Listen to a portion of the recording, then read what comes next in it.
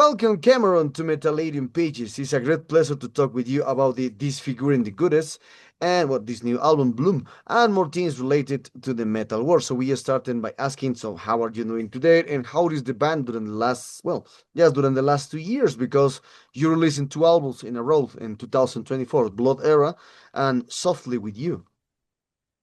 Dang. Well, thank you for having me. Mhm. What an honor to be here. I'm doing great. Having a great day. Um, no complaints. Just working hard, loving life, you Mhm. know, serving everybody. Um, Mhm. yeah, well, the band is good. It's not really a band. I mean, there's people who help out with it on Bloom, especially, I think is the most collaboration I've ever had on a Disfiguring the Goddess record, no doubt. Mhm. Um, I mean, there's been collaboration in the past, but nothing of the mark that this new one had.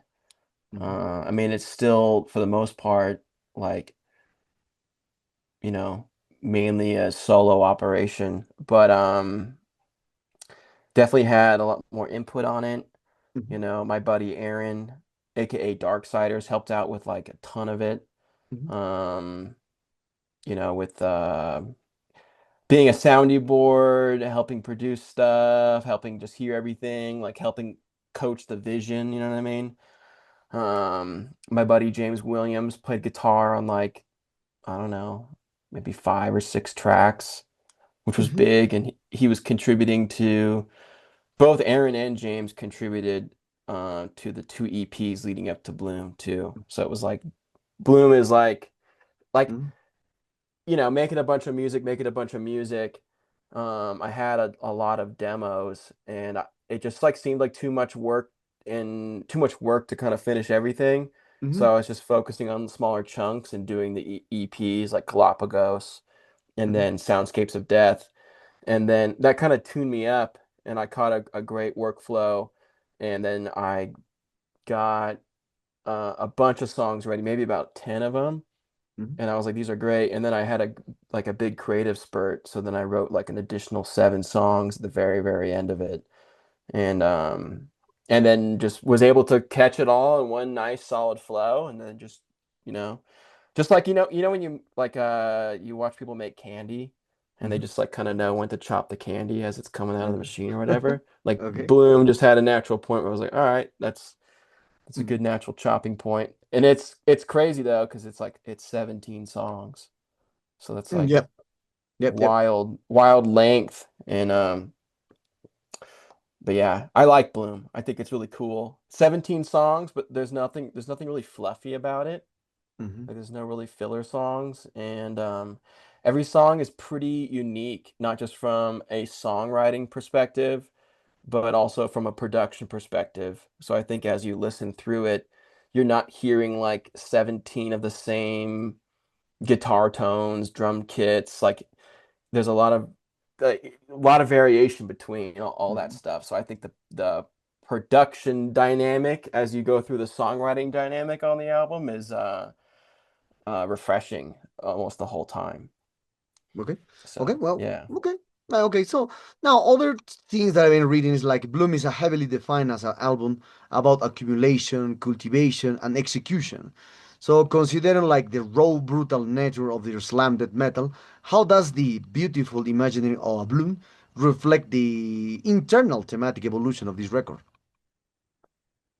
Yeah, I mean, I think just like something I kind of like acknowledged as an artist and a maturing artist. I have a heavy background in like electronic music, and I've made a lot of different kinds of music over the years, Mhm. and all of it kind of feeds into each other. Like if I'm making a lot of electronic music, my history of making metals benefited that, and vice versa, right? And like maybe 3 years ago or so, when I got back into music, I kind of recognized and chose like a musical vocation of just focusing on metal, for example, And I really like metal. I feel like I'm like really natural with it in terms of like being expressive with it. Mhm. And kind of like with that, being acknowledged, I don't really think about it that much. You know what I mean? Like it's just like kind of the voice and the form and whatnot. Like obviously it's like it is, when you're using guitars and you get a sick tone, it's like, it sounds like metal, so you take it in that direction or whatnot. But I'm really just making music that I want to make, and I'm just kind of going in like whatever direction feels not even natural, but just like whatever direction the music needs to be taken, and I just kind of let it go in that direction. And I really don't think much about like keeping it brutal, for example. Like, you reference like slam and death metal, like traditionally brutal sounds, right?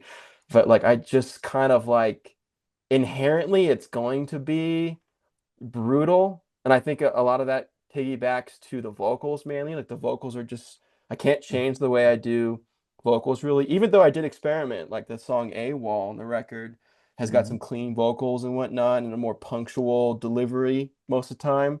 But like, all in all, it's like I can't really like change who I am with it. So there's always going to be like that, just going to naturally kind of come out brutal in some way or another. So I really don't think about the brutality that much. I mainly think about the songwriting and the vibes and whatnot. And sometimes that lends itself to coming out a little more quote unquote beautiful and pretty almost and atmospheric or expressive and contemplative, in both the sound, but maybe the key and the way of like certain genres or sounds mixing together as like a soundscape and how it mixes with the disfiguring the goddess machine, you know what I mean? Which is probably more so credited to the brutal aspect of the music.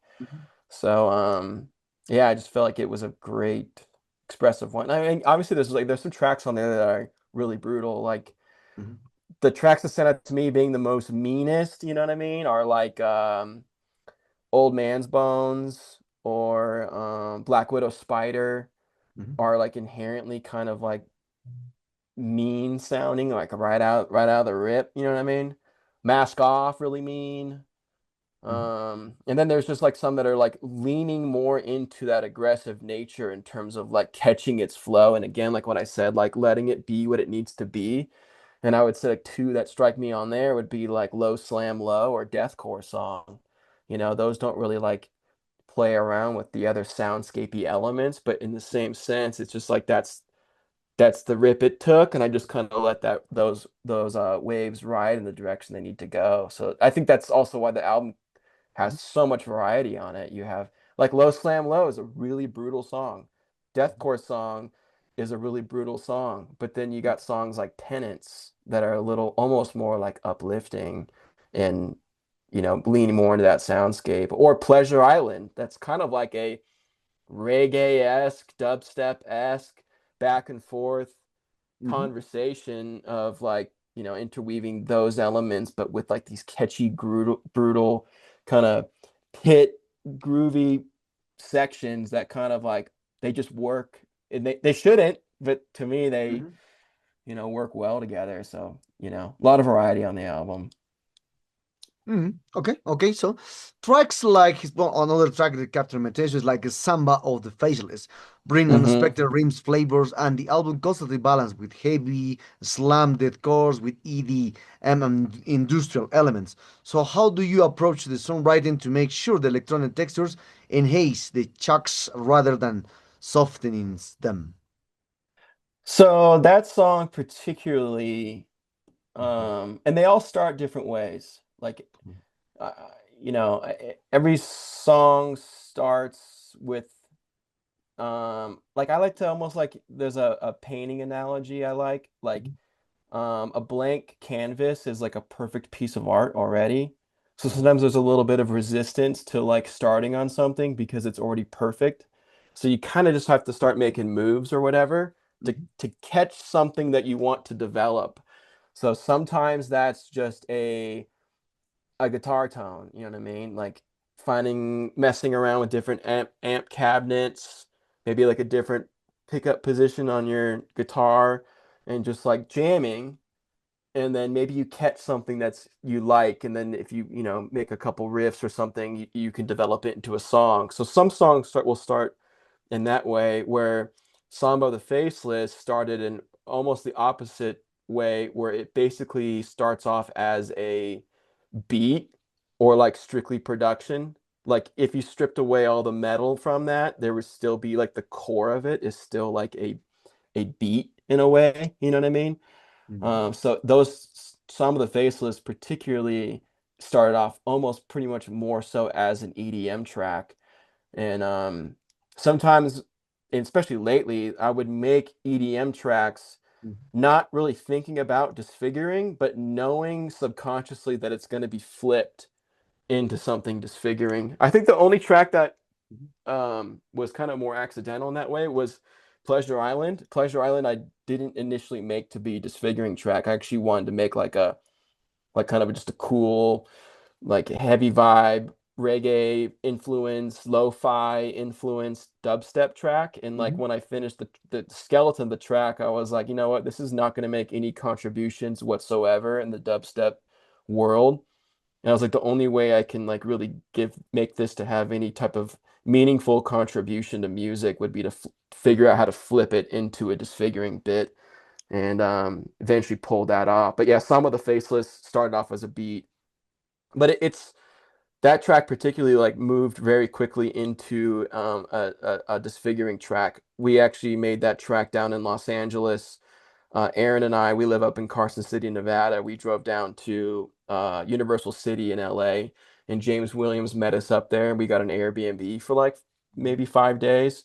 And my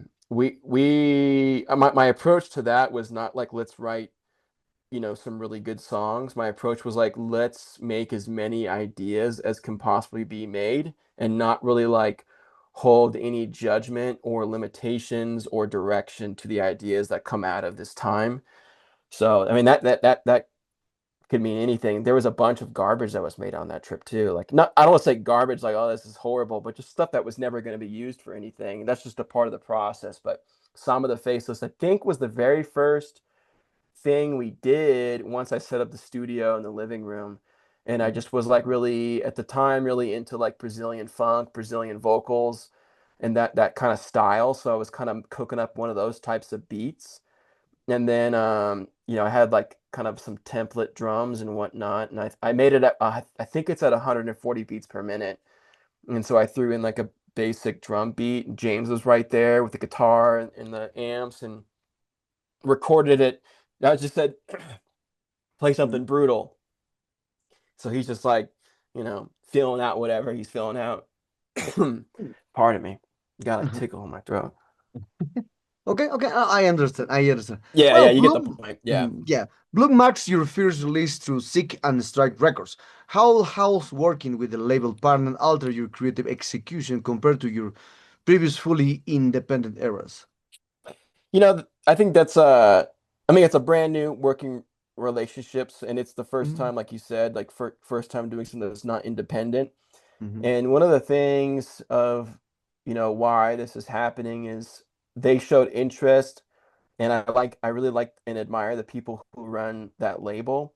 So Mhm. we took the meeting, and their approach to it was just like very understanding of kind of what disfiguring is, and very like they just basically said you can do whatever you want, Mhm. and I like then they liked the fact that I could do whatever I wanted, or Mhm. wanted to do whatever I wanted. And that was actually like something that I've kind of been warned against with labels in the past, is like it in not in like inhibiting your creativity in terms of like the songwriting or types of stuff you want to do, maybe, Mhm.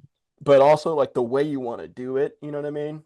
Like if you want to put out 3 albums in a year, or put out one song a year, it's like, they kind of were like, you can do whatever you want. Because I kind of like to just go quickly with stuff when I'm on it. You know what I mean? And then there's times where I just need to like let it cool off and let myself cool off. You know what I mean? So I'm just like, the distance, or a break, or whatever you want to call it. And they just were like very open to like kind of just like whatever I want to do, and kind of like adapting the, disfiguring's form, but just kind of being a part of it and helping and building a team around like actually getting it out there. So, a big hat off to like kind of their open approach to being accepting of like kind of my like my what I want to do. And I don't, that, yeah, that was always been a thing in the past. Like, you wouldn't like working at a label. They're going to want you to do it this way.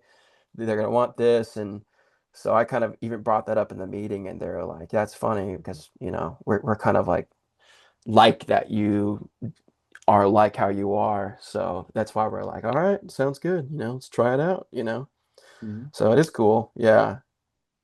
Okay, okay, okay. So now talking about a little more about the promotion of this now because we speak you speak a lot of things about this new album. That's a lot of things. So I'm relating just more the promotion. So what kind of promotion do you have for this new album? Perhaps well you present a few gigs, little concerts. Well as you are only member here in the band, perhaps you like live presentation or so I know online presentation. Who knows? Just to make sure I understand the question, Mhm. it's about promotion and Yeah, how I the promotion and the future of the band in general. um I mean the promotion, I mean a lot of it too is like an accumulation of just like kind of a reestablishing an online presence, because I used to have a bigger online presence back in the day, Hmm. and then I just like, you know, chose to not have an online presence for a long time. So when chose to have an online presence once again, all the platforms were different. You know what I mean? Like, so I had to like, not had to, but learn to build on the platforms and kind of use it as a creative tool to develop things I was doing with disfiguring and show things I was doing with Hmm. disfiguring, kind of like soft teasing or soft releasing certain things. And then over the course of just doing that, built up a skill set, like music videos, like all the music videos for the Bloom album, we did ourselves, you know what I mean? Low Slam Low, Kiss the Dice, and AWOL, were all filmed with cameras that me and my friends own, and we just had whoever could shoot them would shoot them, very DIY, and then I would edit them. So, it's funny because like I think the Low Slam Low video looks really good, and like that came out when like the label announcement dropped, and it almost looked like we paid someone to do it, but we just like did it ourselves. Hmm. So there's some plans to do some new videos. Everyone like in my circle right now is pretty busy, so it's like, I kind of can do stuff when people are free, and just people have been tied up, so I haven't made a new video yet, but that's in the works. The cycle for promoting Bloom's probably pretty long. So and there's so many songs, so I don't see why couldn't make a video for it in like 3 months and still like factor into Bloom's cycle or whatnot. In terms of the future, I don't really know. There's been a bunch of like brainstorming type discussion, but at the moment I'm kind of just letting things rest and settle and really um developing it by not paying attention to it at all. You know what I mean? It's Hmm. like Okay. sometimes the best way to get an angle on something is to not look at it at all. Hmm. So that might sound a little unconventional, but that's just kind of what my heart and guts telling me to do right now is just like, to be honest, like I didn't really listen to the album much before it came out. And then when it came out, I listened to like a couple tracks on my laptop, and I was like, Hmm. okay, cool. And then like last week or this week actually, I think I listened to a few songs in the car, and I was like, this album's pretty good. But then like I almost got excited about it, and I was like, okay, it's not good. Like, you're taking a break from it, like turn it off. Let it marinate and whatnot. But that was nice. So kind of unconventional sounding, but also from my point of view, extremely natural, extremely natural. You know what I mean? Mhm. Okay, yeah, yeah, yeah, yeah. Other well, now talking about especially for a lot of things that you mix a lot. There is a purist in the underground or the brutal death metal, as in or slam death metal, as in often claim that the modern projects incorporated electronic elements, dark humor, or an avant-garde collapse like the or that you have in Bloom. So dilute the true raw essence of the slam. Some critics haven't even labeled this era of your music as a meme slam So how do you respond to the gatekeepers who believe that this figuring the goddess is treating like historically dense or anti-commercial genre with sense of irony rather than respect? Uh, I mean, I don't even know. Like, I wouldn't even. I would consider this. I don't even know what like a response because I'm like right now I'm not even like looking on the internet. I haven't even been online in like a Mm-hmm. couple months. You know what I mean? Mm-hmm. So I have no idea what the response or what people are saying about the album even is. And I kind of like that. It's kind of sweet. You know what I mean? Just like living in my own world over here. But um. So I don't really know if it's like a response other than I just like I feel like Disfiguring has gotten so creative to me, and it's I'm so comfortable with the medium now Mm-hmm. that like I feel like I'm very good at expressing, use the word like avant-garde, like I like that term, you know what I Mm-hmm. mean? Like, and I think that's like also makes me interested in like the variation in production sounds Mm-hmm. across even just Bloom as a whole. Like like the differences in mixing and mastering Mm-hmm. or whatever across the spectrum. I think that in itself is kind of an avant-garde way to do metal because so much, you know, more established metal records Mm-hmm. carry the same production through the entire record. Mm-hmm. And most music I listen to, I feel like doesn't do that. You know what I mean? It's really only like rock and metal. I feel like that really maintain that like that same drum tone or that same guitar tone or whatever it is throughout an entire record. And I just like I don't know, that just doesn't inspire me at all, you know? So it's like if a song wants to sound, Mm-hmm. you know, gritty and scooped or whatever, I'm gonna lean into that for Mm-hmm. that. And if it's supposed to sound clean and a little tighter or whatever, I'm gonna lean into that too. And so I just feel like Disfiguring is just very dialed in right now in that sense of creativity. It's enabled by the technology too. Like, you know, you can do everything so fast now and make everything sound so decent so quickly. And so like I think that's another reason why Bloom is 17 tracks is I just was able to accomplish so much with like the Yeah. same wind of energy and whether that's a sign of my experience with it or also a sign of the technology that we have access to make music sound Mm-hmm. great now. Like even my studio monitors are just like, you know, 1,000 times better than stuff I had access to 10, 15 years ago. So like that definitely contributes to it as well in terms of speaking about technology, because that's an analog technology, you know what I mean? And I did use a lot of analog gear on the record too. Like all the vocals are recorded with an analog vocal Mm-hmm. chain. The mastering is all analog. And that like really inhibited my creativity of like relying on how things feel more so than how things sound sometimes. I feel like analog kind of like pushes that um, that's like the big difference to me is it keeps it more of how it feels, less about how it sounds on a technical level. It's kind of like Mm-hmm. puts it back into like, you know, it sounds good, you know, kind of attitude, which I really like. And I think that's like kind of a rock and roll attitude in a lot of ways. Mm-hmm. So I don't know. And like I don't really like I kind of really good at putting blinders on. Like I don't really pay attention to like what other bands are doing or what's going on in the scene or really what people are saying.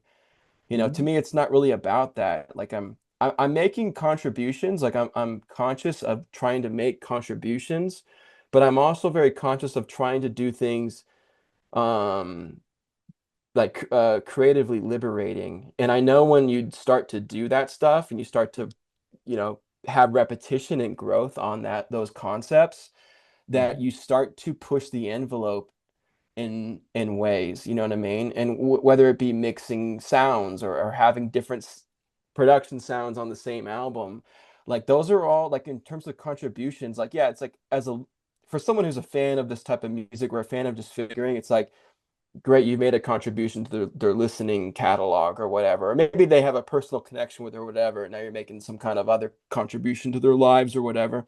That's Mm-hmm. fantastic. But for other creatives, these are like almost the contributions are like creative seeds. Like maybe someone hears something or notices something I've done with Disfiguring that seems kind of like, you know, just spark something in them, like if, oh, that makes me want to do that, or I didn't know you could even do that, or whatever it is. Now they're off, and maybe in a couple years they might make something and subconsciously not even be aware of that they were inspired to go outside of the limits to do whatever, you know. And I don't know. So that's kind of like what I'm, I guess, proud of with Disfiguring's creative Mhm. force. And there's elements of it that are very serious, and there's elements of it that aren't very serious. And it's like it all gets made from the same place, which is just letting the music be what it needs to be, and just trying to be in the best position I can be to kind of cultivate it so it Mhm. could be its fullest potential of what it is at that moment. Because like that's why I think when you're working on a project, like there is a timely manner to it, because if you work on something too long, in my personal experience, you kind of lose Mhm. the fire that was originally started when you initially made the demo or whatnot. You know what I mean? So I'm trying to like kind of maintain or capture that energy and present it in a form at the end that translates that initial energy the best to whoever is on the other end. You know what I mean? So that's kind of how I would see it. That's how I think about it. I can't remember the the exact question you Mhm. had, but I mean, I don't know. I don't know. Like, yeah, Okay, I'd have to read the question again to like see if that covered it or not. But don't worry, don't worry. that's my take. That's what I'm thinking about. You know what I mean? Okay, okay. So okay, I understand. So we're very close to this interview, Cameron. So a lot of things I'm learning. So for over 15 years, you champions complete creative autonomy, releasing independently wherever you please. But now all the things changed with this. Now with releasing with a well the album were by Sick and Strike album or for the Bloom. So now what kind of opinion do you have now as you are in the label compared with your era for independent? Because as you can see, no much old bands around the world can release a band or can release an album through the bigger label or well-known label. Now all people are releasing independent to release or to have more incomes for the releasing the physical stuff. Um,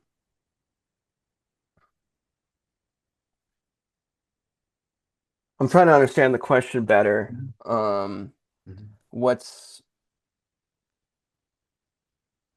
Yeah, Yeah, could you how do you compare they're now as independent and now are you are working now as with a label? I mean, like I was saying before, I think it's kind of a continuation of Mhm. Disfiguring. I mean, there is some things I'm kind of still, you know, learning or Mhm. experiencing, and Mhm. like the album just dropped, so I don't think I have like a total like experience with it, and then it's also the first one, so I'm like, maybe there's a bit of that in it. But it's like I said before, like Seek and Strike, kind of like the reason this is happening is because Seek and Strike was like open Mhm. to the kind of like the avant-garde nature of Disfiguring when it comes to the music, and when it comes to like how Disfiguring kind of operates Mhm. as like an entity. You know what I mean? Mhm. So I don't know if Disfiguring's experience with Seek and Strike is like the same experience that other bands have with labels. I don't think it is. And I Mhm. think that's kind of on effort of like Disfiguring's, strive for, whatever Disfiguring needs to be, and Seek and Strike's kind of like recognition of that, and to be a part of that, to see how we can both kind of come together to both facilitate whatever it is Disfiguring needs to be doing. You know what I Mhm. mean? Which I do think is different than in the same sense of Seek and Strike or Disfiguring. I think it makes Disfiguring different than most bands in the same maybe sphere or whatever, but Mhm. it also makes Disfiguring's relationship with Seek and Strike different as well. Like I just think it's kind of a new thing that both Seek and Strike and Disfiguring is doing in a way. Does that make sense? Okay, okay, no, yeah, yeah, yeah, yeah. So, well, Cameron, we arrived to the sad moment of the interview. I understand a lot of this new record. There's a lot of things that you did when you created this new album. Just there's a well, it's like a long album because that's 17 songs, it's a long album. So for this, and well, congratulations on this one. For me, it's a great record because mix a Thank lot you. of slam, electronic, a lot of the stuff. It's not just death metal as it is. A lot of purists perhaps could be against of this record, but it depends of them, not mine. So, and perhaps we want to add something to your well, new fans in Latin America, or perhaps you have old fans, who knows? And obviously, Metallerium followers. I love Latin America. I think it's awesome. Mhm.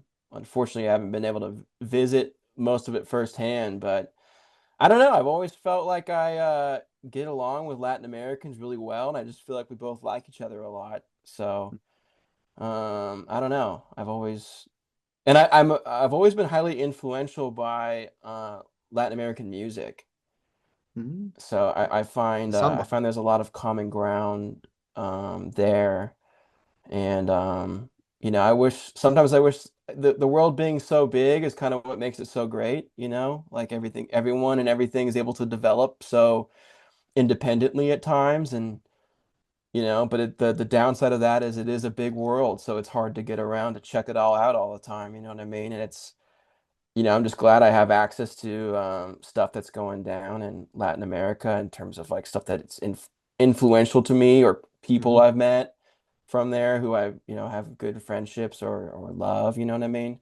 So I would just say, massive shout out to Latin America, and I'm a big fan, and anyone who's probably watching this and hearing those words is probably, you know, just like, I don't know, let's have like a little handshake and you know, kind of like a nod, like, yeah, we're here, we're doing this. But yeah, yeah, I Mm, don't know. Yeah, it's funny. Like some of the things because again, like I was saying, like back mhm. to talking about Bloom and how it's like unconventional and different and Yep. stuff that you mentioned, like purists, and I just I guess I'm responding to that in a way where like I haven't been online, I haven't been reading anything, and Mhm. even then I'm like really good at like not really caring about what anyone thinks or says, like genuinely pretty good at it, but like Mhm. I don't know. Like me as a music listener too, like I don't really listen to a lot of new music. Like right Yep. now I've been on like a big 80s kick. Just listen to a bunch of 80s.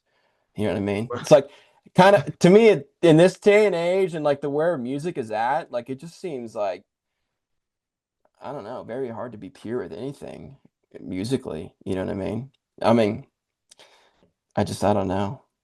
Maybe that was too much thinking about that terminology. But I was like I don't really listen to any new stuff because I feel like the older stuff is just so much better. You know what I mean? And stuff before I was born. You know what I mean? But yeah, maybe that's unnecessary comments right there. But yeah, I don't know.